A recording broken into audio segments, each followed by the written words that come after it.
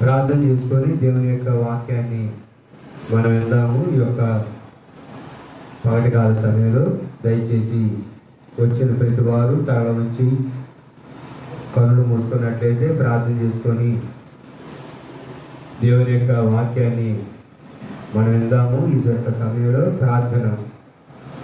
పరిశుద్ధమైనటువంటి తండ్రి, నీ వందనాలు, కృతజ్ఞతాస్తుతులు, స్తోత్రాలు.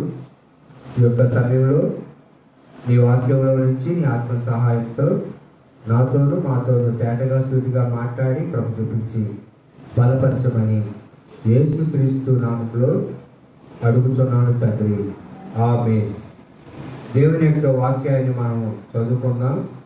పరిశుద్ధ గ్రంథంలో హెబ్రీయులకు రాసినటువంటి పత్రిక 2వ అధ్యాయము చదవండి. దేవుని యొక్క వాక్యము 3వ వచనం. హెబ్రీయులకు రాసిన పత్రిక 2వ అధ్యాయము 3వ వచనం చదవండి అమ్మా. దేవుని యొక్క వాక్యం చదవండి. 200 పేజీ 200 పేజీ 2వ అధ్యాయము 3వ వచనం చూసారమ్మా. ఇంత గొప్ప రక్షణను మనము నిర్లక్ష్యము చేసిన ఎడల చదువు ఎలాగో తప్పించుకొందుము. అట్టి రక్షణ ప్రభువు బోధించుట చేత ఆరంభమైన దేవుడు మన చిత్తానుసారముగా సూచక క్రియల చేతను మహత్కార్యముల చేతను నానా విధములైన అద్భుత కార్యముల చేతను వివిధ విధములైన పరిశుద్ధ వరములను అనుగ్రహించుతున్న చేతను వారితో కూడా సాక్ష్యమిచ్చుచుండగా వినిన వారి చేత మనకు దృఢపరచబడెను. చదవబడినటువంటి వాక్య భాగంలో ఇంత గొప్ప రక్షణను నిర్లక్ష్యం చేసిన ఎడల ఎలాగూ తప్పించుకొందు. దేవుని యొక్క వాక్యం తప్పించుకొందు. దేవుడు మనకిచ్చినటువంటి రక్షణ అనేది గొప్పది కనుక ఆ రక్షణ విషయంలో మనం నిర్లక్ష్యం చేస్తే ఏ విధంగా మనము తప్పించుకోలేం.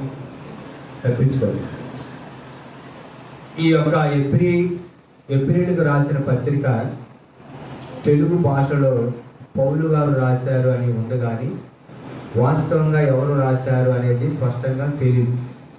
అయితే ఎబ్రీ భాష మాట్లాడేటటువంటి యూదులు ప్రభు అయినటువంటి యేసుక్రీస్తుని సొంత రక్షకుడుగా అంగీకరించారు.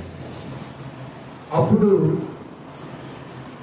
వారి యొక్క జీవితంలో వస్తున్నటువంటి శ్రమలు, శోధనలు అవన్నీ వస్తూ ఉన్నప్పుడు వారు తమ పూర్వం ఉన్నటువంటి యోధా మతాన్ని విడిచిపెట్టి యేసుక్రీస్తు మార్గంలోకి వచ్చారు. వచ్చినప్పుడు ఆ యొక్క కాలంలో రోమా ప్రభుత్వాన్ని పరిపాలిస్తున్నటువంటి వ్యక్తి ఎవరయ్యా అంటే నీరో చక్రవర్తి. క్రీస్తు శకం 54వ సంవత్సరం నుండి 68వ సంవత్సరం వరకు నీరో చక్రవర్తి రోమా ప్రభుత్వంలో పరిపాలించారు. రోమా సామ్రాజ్యంలో నీరో చక్రవర్తి పరిపాలించారు. అయితే అప్పుడు యూదులకి వీరు యేసుక్రీస్తుని సొంత రక్షణ అంగీకరించారు. అప్పుడు వారికి ఏమనిపించిందంటే ఒక సందేహం, ఒక ఆలోచన.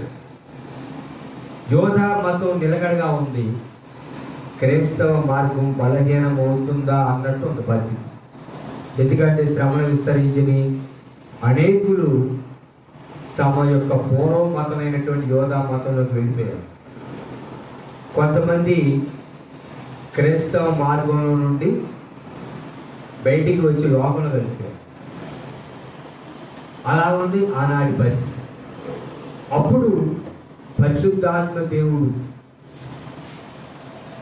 తను నమ్మినటువంటి వారిని బలపరచడం కోసం ఈ యొక్క హెబ్రీ రాసిన పత్రికను రాశారు. దేవుడు మనకి ఇచ్చినటువంటి రక్షణ అనేది ఎటువంటిది అంటే అది గొప్ప రక్షణ. ఎందుకు రక్షణ అనేది గొప్పదైంది? గొప్పవాడైనటువంటి దేవుడు మానవుడిగా తనను తాను ఈ లోకంలోకి వచ్చి ప్రభువైన యేసుక్రీస్తు వారు మానవ అవతారంగా వచ్చి ఈ లోకంలో 33.5 సంవత్సరాలు జీవించి సెలవులో తన యొక్క ప్రాణాన్ని పెట్టి రక్తం గార్చి చనిపోయి తిరిగి లేచి పునరుద్ధానుడై మరలా ఆయన పరలోక రాజ్యానికి ఆరోహణ వెళ్ళారు. గొప్పవాడు ఈ మట్టి మానవుడి కొరకు రక్తం గార్చాడు. నశించి నిత్య అగ్నికి నరకానికి వెళ్లకుండా మనల్ని తప్పించాడు. అందుకని ఈ రక్షణ ఏమైందంటే గొప్పదే. అటువంటి రక్షణ విషయంలో మనం నిర్లక్ష్యంగా ఉండకూడదు అని దేవుని యొక్క వాక్యం చెబుతాం. విశ్వాస ఆత్మీయ జీవితంలో మనకి ఎన్నో రకాల శోధనలు, ఇరుకులు, ఇబ్బందులు, సమస్యలు సతమతమైపోతూ ఉంటాం. మనం ఆనాడు వారు సతమతమయ్యారు, ఈనాడు మనం కూడా సతమతం అవుతా ఉంటాం. ఏంటి నా పరిస్థితి? నేను ఫలానా మతంలో నుండి యేసుక్రీస్తుని సొంత రక్షణ అంగీకరించాను కదా, అప్పుడే నా జీవితం బాగుండేది, అప్పుడే నేను బాగుండేదాన్ని. ఇప్పుడు ప్రభు అయినటువంటి యేసుక్రీస్తుని సొంత రక్షణగా అంగీకరించిన తర్వాత ఏమిటి నా యొక్క పరిస్థితి? ఎలా ఉండేది? భవిష్యత్తులో ఎలా ఉంటుంది అంటే విశ్వాస ఆత్మీయ జీవితంలో మనం ఎదుగుతూ ఉన్నప్పుడు ఎదురవుతున్నటువంటి పరిస్థితి, మనసు మీద జరుగుతున్నటువంటి దారులు, శరీరం యొక్క బలహీనత, అదేంటంటే వీటన్నింటిని బట్టి మనం కృంగిపోవడం అనేది సహజం. కానీ కృంగినటువంటి వారిని దేవుడు లేవనెత్తుతాడు. నా జీవితంలో కూడా నేను ప్రభు అయినటువంటి యేసుక్రీస్తు వారు నన్ను రక్షించుకున్నా, నేను ప్రభువుని నమ్ముకున్నా అని అనటం కంటే ప్రభు అయినటువంటి యేసుక్రీస్తు వారు నన్ను రక్షించుకున్నారు అని అనటం మంచిది. ఎందుకంటే మా ప్రాంతంలో ప్రభు అయినటువంటి యేసుక్రీస్తుని అంగీకరించిన వాళ్ళు ఒకళ్ళే ఉన్నారు, ఒకళ్ళు లేదా ఇద్దరే ఉన్నారు. వాళ్ళు రక్షించబడ్డారు, ప్రభువుని అంగీకరించారు అన్న విషయం నాకు తర్వాత తెలుసు. మా కుటుంబంలో ఎవరు ప్రభువుని అంగీకరించలేవు. మాకున్నటువంటి అలవాట్లు, పద్ధతులు, ఆచారాలు, సాంప్రదాయాలు, కట్టుబాట్లు, భక్తులు మేము ముందుకు సాగుతాము. కానీ నా జీవితంలో 10వ తరగతి చదువుతున్నప్పుడు ప్రభువు నన్ను రక్షించుకున్నాను. తర్వాత ఇంటర్మీడియట్ వరకు చదువుకొని హైదరాబాద్ పట్టణానికి బైబిల్ కాలేజ్కి వెళ్ళి తరఫీ తీసుకొని మరలా పరిచయం వచ్చి మార్చి నెల 5వ తారీఖు 2023 సంవత్సరంలో, క్షమించాలి 2002 సంవత్సరంలో నేను పరిచయకు వచ్చిన తర్వాత ఎన్నో సమస్యలు, ఇబ్బందులు, ఏంటి నా పరిస్థితి, భవిష్యత్తు ఎలా ఉంటుంది అనే భయం. నేను శరీరంగా బలహీనుండాను, నేనేం బలవంతుడు కాదు, శరీరంగా బలహీనుండాను. అయినా బలహీనుడైన నన్ను ప్రభు బలపరిచి అనేక ప్రాంతాలు దేవుడు మేము కొరకు వాడుకుంటాము. నా జీవితంలో సగం ప్రయాణమే. అయితే నాకు సందేహం వచ్చింది, ఏంటి నేను రక్షించబడ్డా కదా, దేవుడికి పరిచయం చేస్తూ ఉంటా కదా, ఏమిటి పరిస్థితి? మానసికమైనటువంటి దాడి, కురిగిపోయినటువంటి స్థితి. నేను ఎదుర్కొన్నటువంటి మతంలో నుండి ప్రభు అయిన యేసుక్రీస్తు మార్గంలోకి వచ్చాను కదా, ఏమిటి ఈ పరిస్థితి అని నేను కూడా సందేహించినప్పుడు, ఆలోచించినప్పుడు, కృంగిపోయినప్పుడు దేవుడు ఈ వాక్యం ద్వారా నన్ను బలపరిచాడు. దేవునికి స్తోత్రం. వాక్యం మనల్ని బలపరిచి ఇంత గొప్ప రక్షణ అండి, ఎంత గొప్పదంటే రక్షణ అది, దాన్ని వర్ణించలేము, అసలు వివరించలేము. ఎందుకు అది గొప్పదైందంటే దేవుని వాక్యం రాయబడింది, కావున మనము వినిన సంగతులు విడిచిపెట్టి కొట్టుకొని పోకున్నట్లు వాటి యందు మరి విశేష జాగ్రత్త కలిగి ఉండవలెను. జాగ్రత్తగా ఉండాలి. రక్షణ విషయంలో నీవు నేను మనం రక్షించబడ్డాము కనుక జాగ్రత్తగా ఉండాలి అని చెబుతా ఉంది దేవుని వాక్యం. ఎందుకనగా 2వ వచనం నేను చదువుతాను వినండి. దేవదూతల ద్వారా పలకబడిన వాక్యము స్థిరపరచబడినందున దేవుడు తన యొక్క దూతల ద్వారా పలికినటువంటి ఆ మాటలు ప్రభు అయినటువంటి యేసుక్రీస్తులో అవి స్థిరపరచబడి రక్షకుడు రాక కొరకు ప్రవక్తలు ప్రవచించారు, దేవదూతలు తెలియజేశారు. కనుక ప్రతి అతిక్రమమును అవిధేయతయు న్యాయమైన ప్రతిఫలము పొంది ఉండగా మనము అవిధేయతలో ఉన్నాము, మనము అతిక్రమము కలిగి ఉన్నాము. అతిక్రమం అంటే దేవుని వాక్యం ఏమని చెప్తాము? ఆజ్ఞ అతిక్రమమే పాపం. ఆజ్ఞ అంటే ఇది చెయ్యొద్దు అని చెప్పినప్పుడు దేవుడు చేస్తే అది పాపం. ఆదాము అవ్వగారు ఏం చేశారు? దేవుడు తినవద్దు అన్న పండు తిని దేవుని మాట ధిక్కరించారు. దానికి వాక్యం ఏం చెప్తా ఉంది? ఆజ్ఞ అని చెప్తా ఉంది. దాన్ని అతిక్రమించడమే పాపం. న్యాయం చూడాలి మీరు అందరూ తల పైగా. ఎందుకంటే భూమికి ఆకర్షణ శక్తి ఉందా లేదా? భూమి గురుత్వాకర్షణ శక్తి ఉంది. మన తల కింద పెట్టినప్పుడు భూమి ఏం చేస్తే లోపం. చాలా మంది ఏంటంటే పొరపాటు పడతారు. ఏమిటి ఆ పొరపాటు? అపవాదు వచ్చి నా వెనకాల కూర్చొని నన్ను తలగా పట్టుకొని ఊళ్ళాడుతాను, తల పట్టుకొని ఊపుతాను అనుకుంటారా? అది భ్రమ. భూమి ఆకర్షించే శక్తి ఉంది కాబట్టి మనం లాగితాం. ఇక్కడ జాగ్రత్త వినండి. ఇంత గొప్ప రక్షణను మనం నిర్లక్ష్యం చేసిన ఎడల ఎలాగూ తప్పించుకుంటాము? భక్తుడు ఇక్కడ చెప్తా ఉన్నారు, యూదులకు దేవుడు ఇచ్చినటువంటి రక్షణ అనేది ఎటువంటిదంటే అది గొప్పది. దాన్ని నిర్లక్ష్యం చేయకూడదు. ఏం చేయకూడదు? నిర్లక్ష్యం. మనం నిర్లక్ష్యం చేయకూడదు రక్షణ విషయంలో. శరీరంగా బలహీనంగా ఉన్నా, పరిస్థితులు ఏ విధంగా ఉన్నా, విశ్వాస ఆత్మీయ జీవితంలో మనం ఎదగవలసినటువంటి విధానంలో మనం ఎదుగుతూ ఉండాలి. మన బాహ్య పురుషుడు కృషించిపోతాం. బాహ్య పురుషుడు అంటే శరీరం కృషించిపోతుంది. వయసు పైబడిన కొద్దికి శరీరం బలహీనపడతా ఉంటుంది. అందుకనే దైవజనుడైనటువంటి పౌలు గారు ఏమన్నారంటే, మా బాహ్య పురుషుడు కృషించినను అంతరంగ పురుషుడు దినదినము బలపరచబడుతున్నాడు. శరీరం బలహీనం కానీ ప్రభు వారు ఏమని చెప్పారు? ఆత్మ సిద్ధం. శరీరం బలహీనమే కానీ ఆత్మ ఎప్పుడు ఎలా ఉండాలి? సిద్ధంగా ఉండాలి. వాక్యం వింటారు. అయితే మనం నిర్లక్ష్యం ఉండకూడదండి. దేవుని వాక్యం చదివే విషయంలో నిర్లక్ష్యం ఉండదు. అదే మీకు వాక్యం చదివే విషయంలో నిర్లక్ష్యం ఉండకూడదు. చాలా మందికి చదువు రాదు అంటారు. చదువు రాకపోయినా వాక్యం వినొచ్చు. చదువు రాదు అనేది ఎటువంటిదంటే సాకు లాంటిది. చదువు రాదండి తప్పించుకోవడానికి. చదువు రాకపోతే వినొచ్చుగా.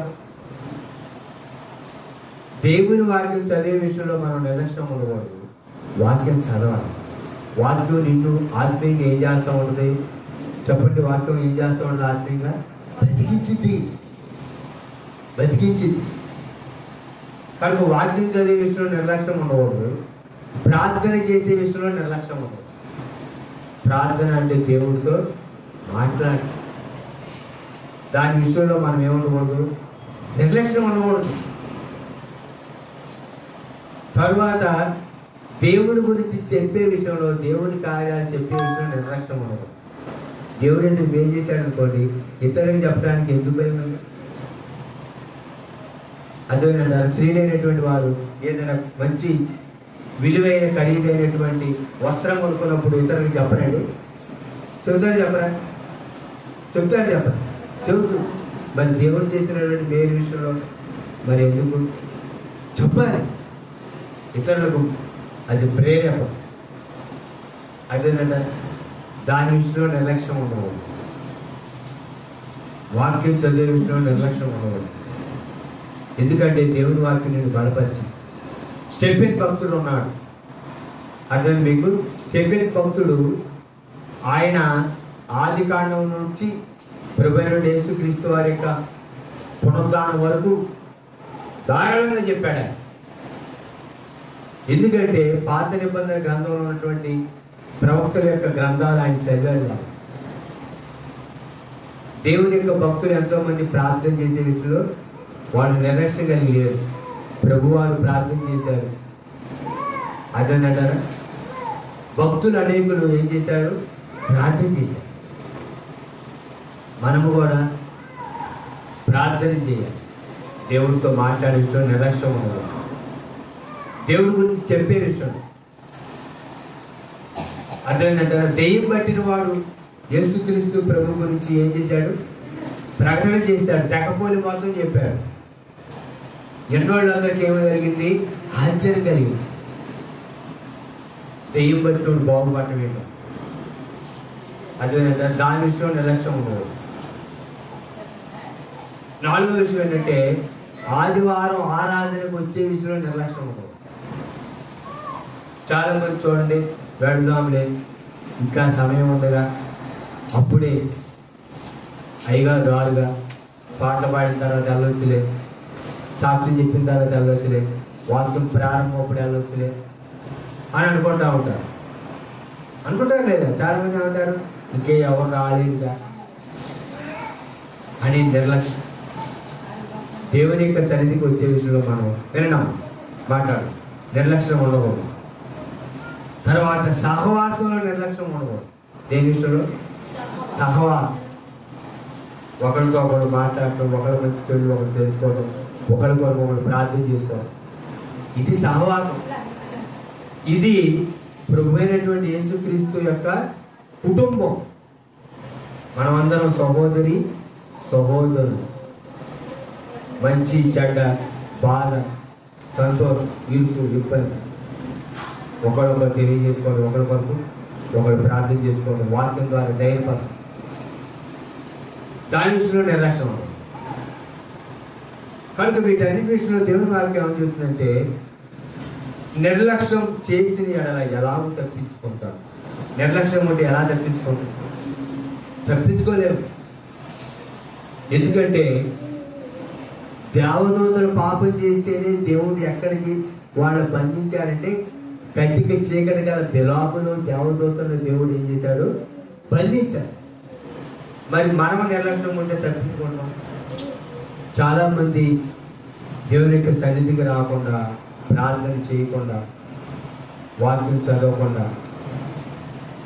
దేవుని పేరుతో సహవాసం చేయకుండా, నిర్లక్ష్యం కలిగి భక్తిలో నుండి దూరమే మరలా పూర్వపు పాపాలు చేసుకుంటూ భ్రష్టులైపోవాలి.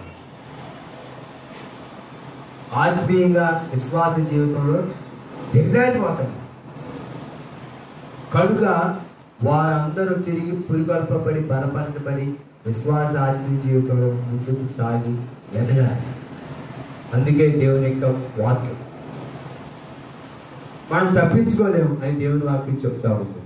తర్వాత అట్టి రక్షణ ప్రభు బోధించుడి చేత ఆరంభమై, 4వ వచనం, ఎవరు బోధించుడి చేత అది ప్రారంభమైంది? ప్రభు అయినటువంటి యేసుక్రీస్తు వారు బోధించారు. పరలోక రాజ్యం సమీపించి ఉంది, మారు మనసు పొంది సువార్తను నమ్మండి. ప్రభు పరలోక రాజ్యం సమీపించిందని ప్రభు వారు చెప్పారు. ప్రభు బోధించుడి చేత అది ఏమైందంటే దేవుని వాక్యం చెప్తుందంటే ప్రారంభమైంది. దానిని అపోస్తులు ముందుకు తీసుకెళ్లారు. దేవుని పిల్లలు దాన్ని వ్యాప్తి. ఎంతమంది మరి మార్పు కలిగి బాప్తిసం తీసుకొని రక్షించబడ్డారు? ఎంతమంది బాప్తిసం తీసుకోకుండా ఉన్నారు? ఇంకా రక్షణ పొందలేనటువంటి వారు, నీటి ద్వారా బాప్తిసం తీసుకోకుండా ఉన్నారు ఇంకా ఎంతమంది ఉన్నారు? ఎవరండి? ఉన్నారు లేదు? ఎవరున్నారు? మీ యొక్క అంతరాత్మకి తెలుసు. నిర్లక్ష్యం అంతే కాదు. తీసుకుందాంలే, వచ్చి సంవత్సరం తీసుకుందాం, పై సంవత్సరం తీసుకుందాం అని వాయిదా వేస్తారు. అదేనంటారు, వాయిదా తీసుకుందాంలే. విశ్వాస ఆత్మీయ జీవితంలో వారు మున్సిపల్ బాబు తీసుకొని రక్షించబడే విషయంలో ఎప్పుడు కూడా మనం నిర్లక్ష్యం ఉండకూడదు. ఆత్మీయ జీవితంలో నిర్లక్ష్యం అనేది మంచిది కాదు. నేను నీటి ద్వారా బాబు తీసుకొని రక్షించబడ్డప్పుడు నాకు కొత్త బట్టలు లేవు, అసలు బట్టలే కూడా లేవు. నా శరీరం మీద ఏ బట్టలు ఉంటే అట్లానే బాబు తీసుకున్నాక అట్లాగే వెళ్ళిపోయింది. అదేంటంటారా? చాలా మంది ఏంటి కొత్త బట్టలు ఉండాలి, అవన్నీ ఏంటంటే ఆచారం. వినండి, నపుంసకుడు వెంటనే బాప్తిసం తీసుకున్నాడు. ఫిలిప్పుతో ఏమన్నాడు? ఇదిగో నీళ్లు, బాప్తిసం చేయడానికి ఇంకా ఆటంకం ఏముంది అని వెంటనే బాప్తిసం. చాలా మంది నిర్లక్ష్యం. యవనస్తురాళ్ళు వాళ్ళు కూడా ఏంటి నిర్లక్ష్యం. తీసుకుందామేంటి, ఇంకా చాలా సమయం ఉంది, ఇంకా చాలా భవిష్యత్తు ఉంది, ఇంకా చాలా రోజులు ఉన్నాయి అంటారు. తెలీదు మన జీవితం ఎప్పుడు ఎలా ఉంటుందో అనేది మనం గ్యారంటీ లేని జీవితం. ఇంకా 5 నిమిషాల తర్వాత ఏం జరుగుతుందో మనం చెప్పలేదు. కనుక రక్షించబడినటువంటి వాళ్ళు రక్షణ విషయంలో నిర్లక్ష్యం ఉండకూడదు. రక్షించబడినటువంటి వాళ్ళు రక్షించబడే విషయంలో నిర్లక్ష్యం ఉండకూడదు. కనుక వినండి జాగ్రత్తగా. దేవుడు తన చిత్తానుసారంగా సూచక్రియల చేతను, మాత్కార్యముల చేతను, నానా విధమైన అద్భుతముల చేతను, వివిధములైన పరిశుద్ధాత్మ వరముల అనుగ్రహం చేతను వారితో కూడా సాక్ష్యం ఇచ్చుతుండగా వినిన వారి చేత మనకు దృఢపరచబడిందంటే బలపరచబడింది. అంటే ఈ యొక్క పత్రికలో ప్రభువైన యేసుక్రీస్తును అంగీకరించినటువంటి యూదులు తమ యొక్క యోధా మతాన్ని గురించి చెబుతూ, పాత నిబంధనలో మన పితరులు ఐగుప్తు దేశంలో బానిసత్వంలో ఉన్నారు. 430 సంవత్సరాలు ఐగుప్తు దేశంలో బానిసత్వంలో ఉన్నటువంటి మన పితరులను, ఇజ్రాయేల్ ప్రజలను దేవుడు ఏం చేశాడంటే ఐగుప్తులో అద్భుతాలు చేశాడు. ఐగుప్తులో అద్భుతాలు చేసి సూచక్రియలు చేసి ఎర్ర సముద్రాన్ని దేవుడు ఏం చేశాడు?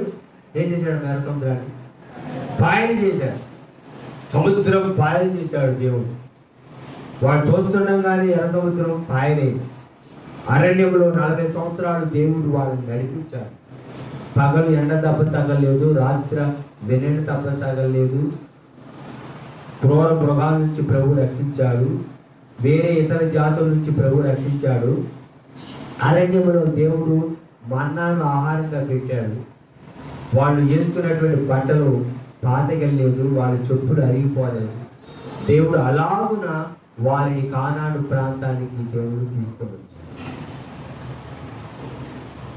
కనుక అలాగ దేవుడు కార్యాలు చేశాడు, అలాగ అద్భుతాలు చేశాడు, అలా సూచక్రియలు చేసి ప్రభువైన యేసుక్రీస్తు ద్వారా దేవుడు రక్షణ ప్రణాళికను తీసుకొచ్చి వాక్యాన్ని దేవుడు ఏం చేశాడంటే స్థిరపరిచి దాన్ని దృఢపరిచి.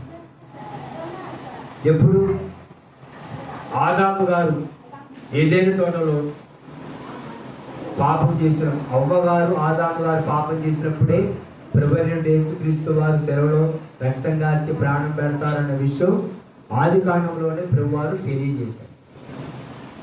అదే మీకు నీవు దానిని నీవు తల మీద కొడతావు అని అక్కడ వాక్యంలో స్పష్టంగా రాయదు. అదేంటంటారా? అది నిన్ను బడి మీద కాటేళ్ళు, నువ్వు దాన్ని ఎక్కడ కొడతావు? తల మీద కొడతావు.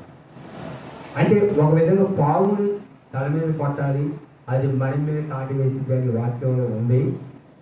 అది అంటే అక్కడ వాక్యం ఏమన్నాడంటే ఆయన అపవాది యొక్క క్రియలను లయపరిచే దేవుడు, శరీరంలో ప్రాణం పెట్టి రక్తం కాచడం ద్వారా అపాధి క్రియలు లయపరుస్తాడు. ఆయన కొడతాడు అంటే అదనమాట దాని అర్థం. కనుక అలా వచ్చింది రక్షణ ప్రణాళిక. నిజంగా నిన్ను నన్ను ప్రభు రక్షించినటువంటి విధానం చూస్తే అది ఆశ్చర్యం, అద్భుతం. ఎందుకంటే నశించి నిత్యాగ్నికి వెళ్ళవలసినటువంటి నిన్ను నన్ను ప్రభు ఏం చేశారు? రక్షించాడు. చాలా మంది అంటారు, ఏం చేశాడండి దేవుడు నాకు అంటారా? ఏం చేశాడు? ఏం చేశాడండి దేవుడు నాకు? ఈ బాధలు, ఇరుకులు, ఇబ్బందులు, సమస్యలు, శోధనలు ఎప్పుడు పోతే అయ్యారండి? ఎప్పుడు పోతే మా జీవితం అంటారు.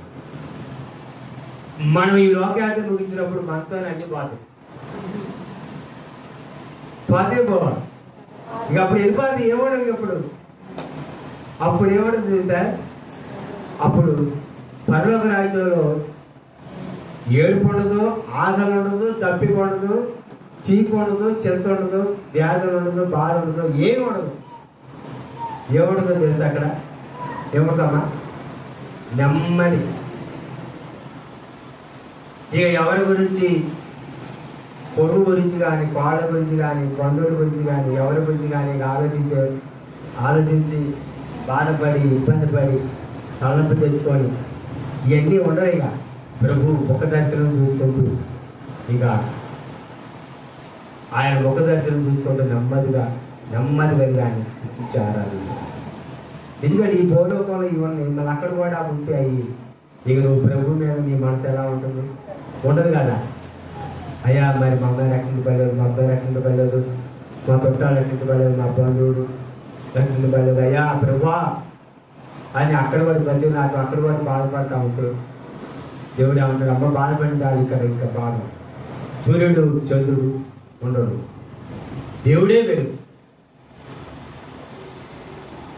ఈ శరీరంలో మనం ఉన్నంతకాలం బాధ, ఇబ్బంది, సమస్య, శోధన అనేది విశ్వాసాత్మక జీవితంలో ఉంటూనే ఉంటుందండి. ఎందుకంటే వాటినన్నిటిని ఎదుర్కొని మన నిత్యత్వంలోకి ప్రవేశించాలి. అదేనంటారా?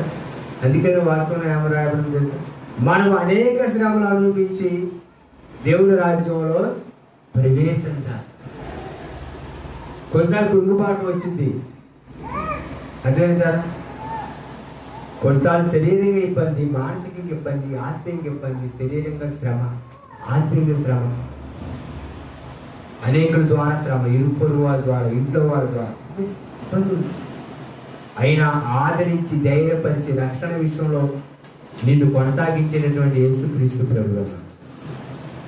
అందుకని వాక్యం చెప్తాం, విశ్వాసమున కర్తయు, చెప్పండి, విశ్వాసమున కర్తయు దాన్ని కొనసాగించేవాడైన యేసు వైపు చూచుచు మన ఎదుట ఉంచబడిన పరుగు పందెంలో ఓపికతో పరిగెత్తుదము.